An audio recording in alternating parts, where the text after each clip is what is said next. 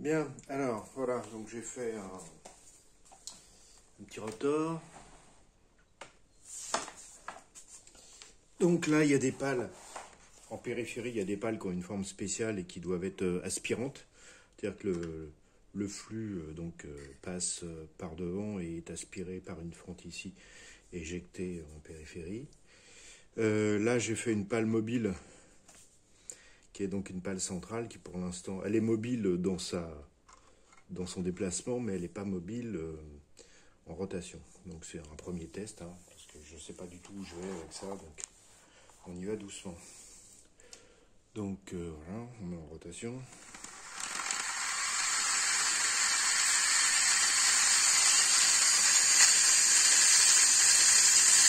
Vous voyez ce qui se passe? Parvenue à une certaine vitesse, la pale est attirée, et elle arrive jusqu'à une valeur où elle s'approche, et après ça ne bouge plus parce qu'il n'y a plus de dépression.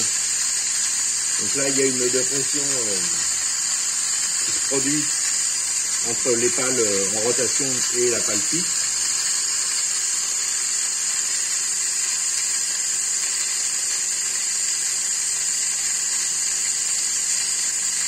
Voilà.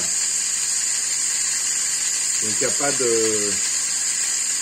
a pas d'incidence sur la vitesse de rotation extérieure, ni sur la consommation, parce que je pense que je dois être dans des deltas qui sont trop faibles.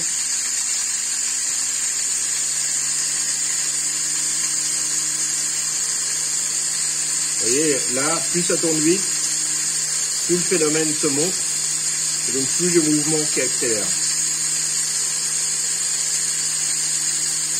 Voilà, donc il y a vraiment un phénomène de dépression qui se produit. Là, ça va même à toucher. Il y a vraiment un phénomène de dépression qui se produit et qui fait que la pale est aspirée. Voilà.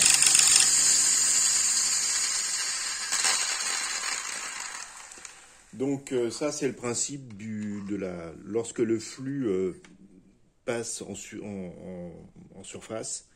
Donc en fait, il crée une dépression, et donc la dépression, en fonction de la forme de cette pale-là, étant donné que je suis entre deux pales là, donc là, quand je finis la dépression ici, j'attaque celle-là, et donc en fait, ça attire cette pale-là par dépression, et ça fait donc un mécanisme, et en fait, il faut que cette attraction se traduise par à terme, une rotation des pales que je vais mettre à l'intérieur. Donc là, j'ai des phénomènes qui sont extrêmement faibles, parce que j'ai des vitesses qui sont faibles, avec des surfaces en concurrence qui ne sont pas énormes, mais on voit déjà qu'il y a quelque chose qui se passe.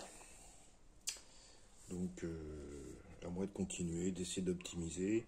Alors, j'ai deux axes de travail. Soit j'augmente le nombre de pales à l'intérieur et je vois si ça produit une différence de consommation, parce que plus j'aide mon rotor à tourner, plus je vais baisser la consommation de courant, évidemment.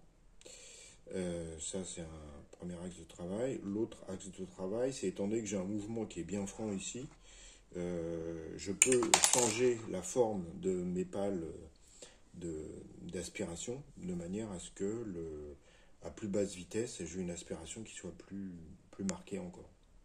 Donc je vais voir un peu dans quelle direction je vais.